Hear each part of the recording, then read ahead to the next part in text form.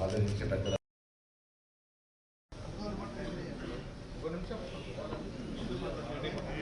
Government మంత్రి పొన్నం ప్రభాకర్ గారికి తమ సందేశం. తెలంగాణ రాష్ట్ర శాసనసభలో కానీ శాసన మండలిలో భారతీయ జనతా పార్టీ టీఆర్ఎస్ బేషరతుగా సపోర్ట్ చేసినాయి. ఇవాళ దేశంలో సెలబ్రేషన్స్ కి విచ్చేసిన అందరికీ స్వాగతం, సుస్వాగతం. ముఘల్ సామ్రాజ్యాన్ని గడగడలాడించిన తెలంగాణ ముద్దుబిడ్డ గౌడ సమాజంలో కూడా ఒకటే నినాదం, బీసీ అనే నినాదంతో మరి మన ప్రభుత్వం ఇచ్చేటువంటి అవకాశం పక్కన మొట్టమొదటి సమర యోధుడు, స్వాతంత్రానికి తొలిమెట్టు వేసిన మొట్టమొదటి సమర యోధుడు మన సర్దార్ సర్వాయి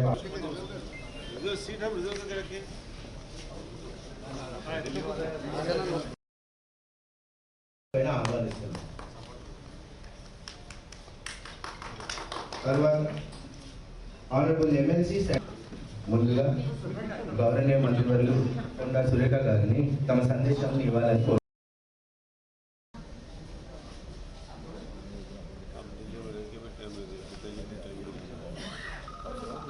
తెలంగాణ ప్రభుత్వం రేవంత్ రెడ్డి గారి నాయకత్వంలో పిసిసి అధ్యక్షుడు మహేష్ కుమార్ గౌడ్ గారు మనం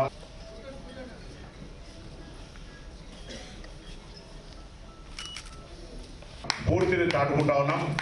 తప్పకుండా మా ఉద్యోగ స్ఫూర్తితోటి తెలంగాణ ప్రజల ఆకాశంలో పెట్టాలని ఇక్కడికి రావడం జరిగింది. ఈ సందర్భం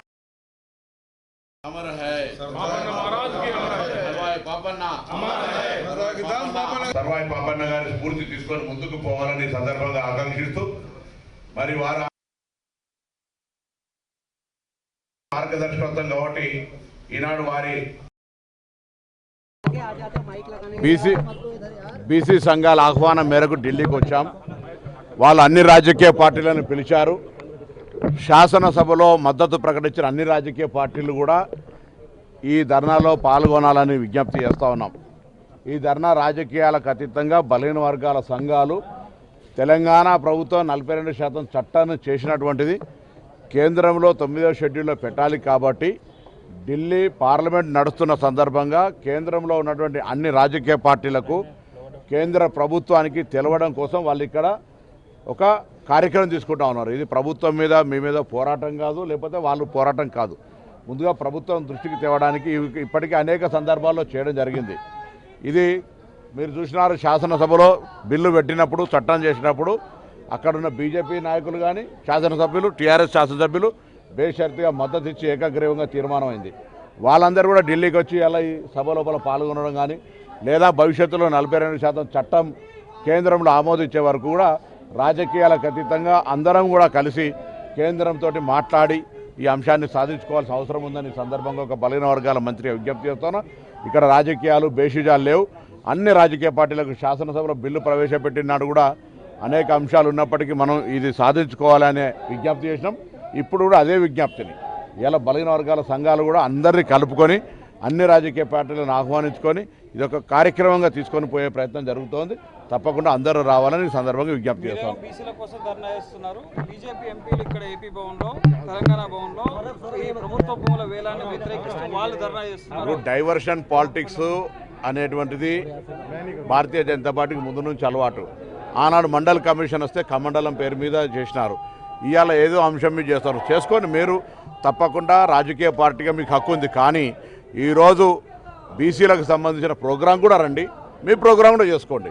కానీ ఆ ప్రోగ్రాం రాకుండా ఈ ప్రోగ్రాంకే పరిమితం అయితే మీరు శాసనసభలో చెప్పిన దానికి ఇక్కడ చేస్తున్న దానికి భిన్న అభిప్రాయం ఉంటుందని భావిస్తున్నారు. తెలంగాణ ప్రజలు గమనిస్తారు.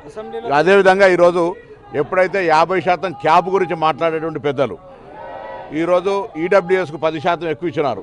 ఇప్పటికే రాష్ట్రాల్లో 50% క్యాప్ దాటిపోయింది.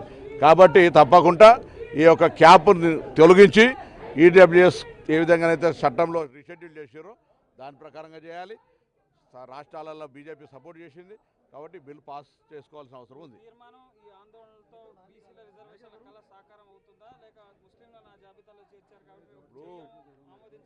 ముస్లింలు ఇవాళ ఈ సందర్భంలో చేర్చింది కాదు.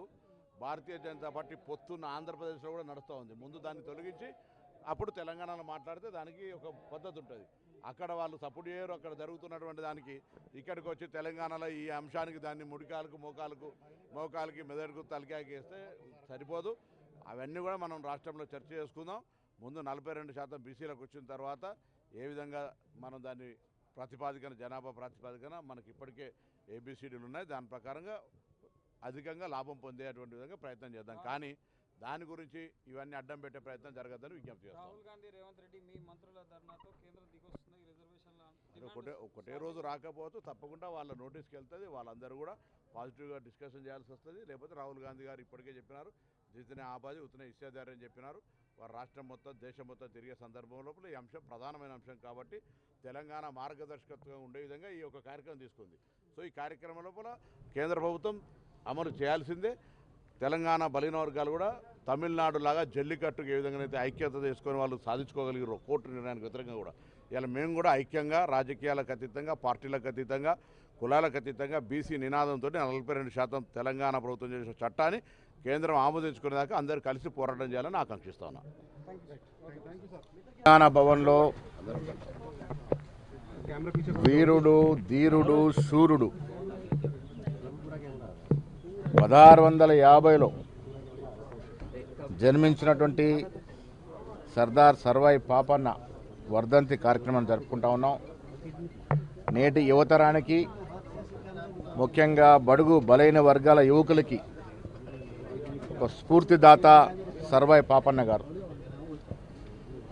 1960లో పుట్టిన పాపన్న గౌడ కులవృత్తి చేసుకుంటూనే చుట్టూ పరిసర ప్రాంతాల్లో జరుగుతున్నటువంటి అరాచక శక్తుల్ని అణిచివేస్తూ తనకంటూ ఒక గెరిల్లా మార్గంలో సైన్యాన్ని ఏర్పాటు చేసుకొని ఎన్నో యుద్ధాలు జయిస్తూ ఆఖరికి గోల్కొండ కిల్లాను కూడా జయించినటువంటి మహనీయుడు, మహావీరుడు. ఈనాటి యువతరం వారిని మార్గదర్శకంగా తీసుకొని ముందుకు వెళ్లాల్సిన అవసరం ఉంది.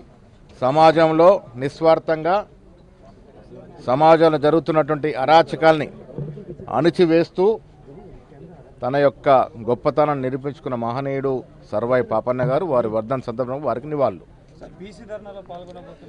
ఎస్, బీసీ నినాదం కాంగ్రెస్ పేటెంట్. రాహుల్ గాంధీ గారి యొక్క నినాదాన్ని రేవంత్ రెడ్డి గారి ప్రభుత్వం తూచా తప్పకుండా పాటిస్తూ కుల సర్వే చేయడం అనేది దేశ చరిత్రలో మొట్టమొదటిసారిగా తెలంగాణలో జరిగింది. యావత్ దేశానికి ఆదర్శంగా నిలిచింది వాళ్ళ తెలంగాణ.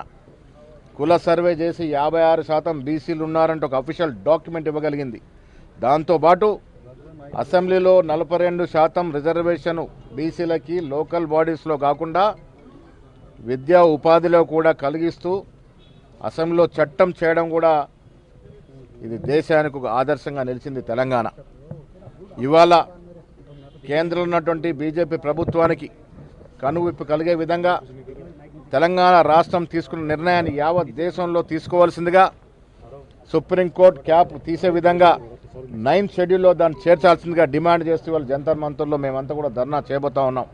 మంత్రులు కానీ, ఎమ్మెల్యేలు కానీ, ఎమ్మెల్సీలు కానీ, ఎంపీలు కానీ, మా ముఖ్యమంత్రి, డిప్యూటీ ముఖ్యమంత్రి అందరూ కూడా పాల్గొంటే ధర్నాలో రాహుల్ గాంధీ గారు కూడా వచ్చి మాకు మార్గదర్శనం చేస్తారని ఆశిస్తూ ఉన్నాం. మా డిమాండ్ కేంద్రంలో ఉంటూ బీజేపీ ప్రభుత్వం ఓబీసీగా చెప్పుకునే మోడీ గారు నిజంగా ఓబీసీల పట్ల ప్రేమ ఉంటే 9th షెడ్యూల్లో చేర్చి తమిళనాడు తరహాలో తెలంగాణలో కూడా రిజర్వేషన్ దాదాపుగా 60% మించే విధంగా ప్రయత్నం చేస్తుందిగా కోరుతా ఉన్నాం.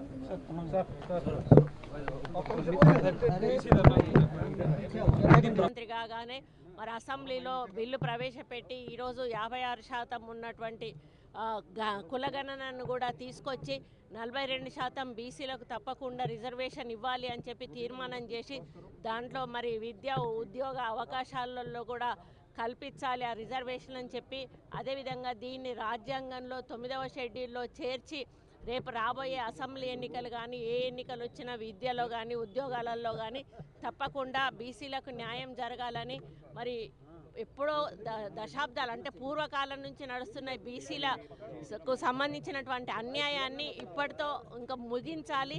ఇది మాకు ఆరంభం. దీన్ని ముగించే వరకు కూడా తప్పకుండా పోరాడతాము. అన్ని రాష్ట్రాల్లో కూడా అమలు చేయాలి, అది దేశంలో కూడా అమలు చేయాలి. ఎందుకంటే ఏదైనా కూడా చేసినప్పుడు చరిత్రలో ఒక మంచి పని చేసినప్పుడు నిలిచిపోతారు. ఈరోజు తెలంగాణ ఎవరిచ్చారు అంటే సోనియా గాంధీ ఇచ్చారు అని చెప్తారు ఎవరైనా కూడా. రేపు భవిష్యత్తులో అదే పద్ధతిలో ఈరోజు బీసీ రిజర్వేషన్ పెట్టి 9వ షెడ్యూల్లో రాజ్యాంగంలో ఇది చేర్చినప్పుడు మోడీ గారు కూడా బీసీలకు ఇది చేశారు అని నిలిచిపోతారు. ఆ పేరు వారు తెచ్చుకోవాలని నేను కోరుకుంటా ఉన్నాను. బీసీలకు న్యాయం జరగాలని కోరుకుంటాను. ఇంకెక్కడ వేలం వేయలేదండి. వేయక ముందే వాళ్లే ముందు ఊహించుకొని చెప్తే దానికి ఎవరు ఏం చేయలేదు. ఎక్కడ వేలం వేసినట్టు కూడా మేము ఒక మాట కూడా మాట్లాడలేదు. రక్షించుకోవడం మా బాధ్యత. అది ఎక్కడెక్కడ ఉన్నాయి అనేటివి అన్ని ఇప్పుడు అన్ని డిపార్ట్మెంట్ వాళ్ళు కూడా చూసుకుంటా ఉన్నారు. ఇప్పుడు మా డిపార్ట్మెంట్ కూడా చూసుకుంటుంది ఎక్కడ గవర్నమెంట్ ల్యాండ్స్ ఉన్నాయో. అదే పద్ధతిలో ప్రభుత్వం కూడా రెవెన్యూ ల్యాండ్స్ ఎక్కడ ఉన్నాయని చూసుకుంటుంది.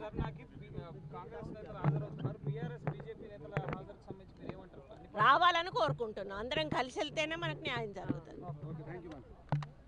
650 సర్వాయి పాపన్న జననం, 1710లో మరణం.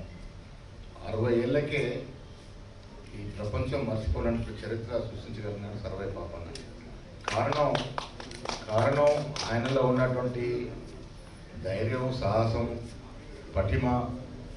ఆనాడు ఒక కళ్ళు గీత కార్మికుడిగా బాల్యంలోనే ఆ చుట్టుపరిసర ప్రాంతాల్లో, గ్రామాల్లో తురుష్కులు చేయించే దాడుల్ని వ్యతిరేకించే సాహసం చేయడమే కాకుండా తనకంటూ ఒక సైన్యాన్ని ఏర్పరచుకొని ఒక రాజాది రాజులాగా ఎన్నో యుద్ధాలను జయిస్తూ ఆఖరికి తనకంటూ ఒక రాజ్యాన్ని స్థాపించడమే కాకుండా గోల్కొండ కిలా నుంచి కూడా రాజ్యం వెళ్ళిన ఘనత సర్వాయి పాపన్న. ఇవాళ ఆధునిక సమాజంలో హృదయపూర్వక నమస్కారం. ఈరోజు సర్వాయి పాపారాయుడు గారి వర్ధంతి సందర్భంగా మరి ఇక్కడ ఈ కార్యక్రమం ఏర్పాటు చేసుకోవడం జరిగింది. వారి గొప్పతనాన్ని మరి ఇప్పుడే మన పిసిసి అధ్యక్షులు చెప్పడం జరిగింది. ఎందుకంటే గత చరిత్ర తవ్వితే అందరూ కూడా పోరాట యోధులే. ఎవరు కూడా స్వార్థానికి పనిచేసిన వాళ్ళు లేరు. ప్రజల కోసము, లేకపోతే కులాల కోసము, రాజ్యాల కోసము ఇట్లా ఒకరి కోసం పనిచేసి వాళ్ళ ప్రాణాలు అర్పించిన వాళ్ళే కానీ తమ కోసం, తమ స్వార్థం కోసం ప్రాణాలు అర్పించిన వాళ్ళు ఎక్కడ కూడా లేరు. అటువంటి వాళ్ళల్లో ఈయన సర్వాయి పాపారాయుడు గారు ఒకరు. మరి వారు ఈరోజు మనకు ఆదర్శంగా నిలిచారు. ఈరోజు అనుకోకుండా మనం ఇక్కడ బీసీల ఏదైతే పెట్టుకున్నామో ఆయన ఆదర్శంగా తీసుకొని ఆ రోజు ఆయన బీసీ కులం కోసం ఏ విధంగా పోరాటం చేశారో మరి అదే పద్ధతిలో మనం కూడా అనుకున్నది సాధించే వరకు కూడా ఈ రోజు నుంచి మొదటి అడుగు పడుతుంది. మరి ఆ రోజు మన తెలంగాణలో రాహుల్ గాంధీ గారు ఎప్పుడైతే బీసీ డిక్లరేషన్ చేశారో అక్కడ విత్తనం పడింది. ఆ తర్వాత మన ముఖ్యమంత్రి గారు దాన్ని ఛాలెంజ్గా తీసుకొని ఫస్ట్ తెలంగాణ రాష్ట్రంలో వారు ప్రవేశపెట్టడం, మరి అక్కడ ఆమోదించడం, దాన్ని మనం అన్ని రాష్ట్రాల్లో కూడా ఆమోదింపజేసి కేంద్రం కూడా ఆమోదించి దాన్ని రాజ్యాంగంలోని 9వ షెడ్యూల్లో చేర్చాలనేటువంటి ఒక డిమాండ్ తోటి మరి అందరం కూడా ఐక్యమై ఇక్కడికి రావడం జరిగింది. ఈ ఐక్యత కేవలం ఒక తెలంగాణ రాష్ట్రంతో కాకుండా దేశవ్యాప్తంగా మరి స్ప్రెడ్.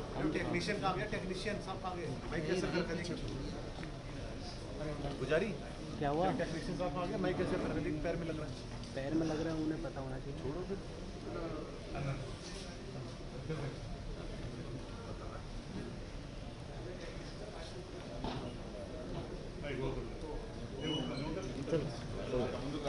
सर ग्रुप फोटो मामा थोड़ा पीछे आना यार. सौरभ तुम कहाँ आगे पीछे घूम रहे हो?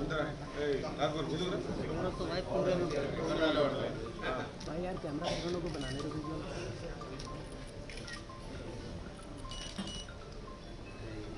अरे क्या नाम है तेरा? सिकरिया क्या नाम है? సాధిస్తాం సర్దార్ సర్వాయి పాపన్న గౌడ్ ఆశయాలు, సాధిస్తాం సర్దార్ సర్వాయి పాపన్న మహారాజ్ ఆశయాలు, సాధిస్తాం సర్దార్ సర్వాయి పాపన్న మహారాజ్ ఆశయాలు. प्रभु थोड़ा नीचे कर यार. भाई लाइट किसकी आ रही है? ग्रुप फोटो दिख रहा है.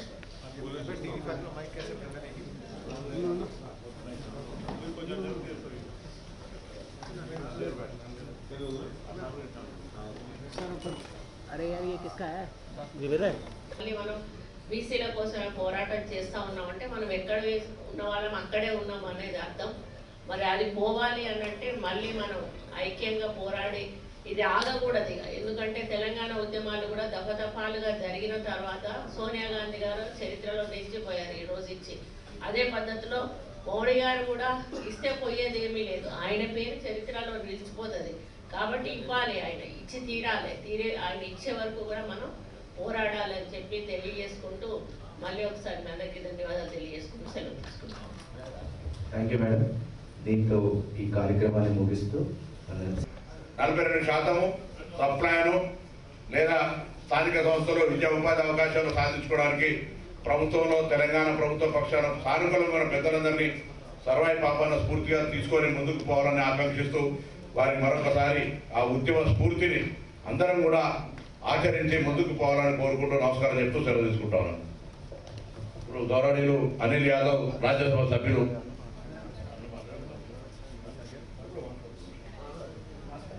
సర్వాయి పాపన్న మనందరికీ కూడా ఒక ఉద్యమ స్ఫూర్తి, సామాజిక న్యాయం కోసం ఆనాడే తిరుగుబాటు చేసి గోల్కొండ కిల్లాను జయించి ఈరోజు ఉన్నటువంటి సామాజిక న్యాయానికి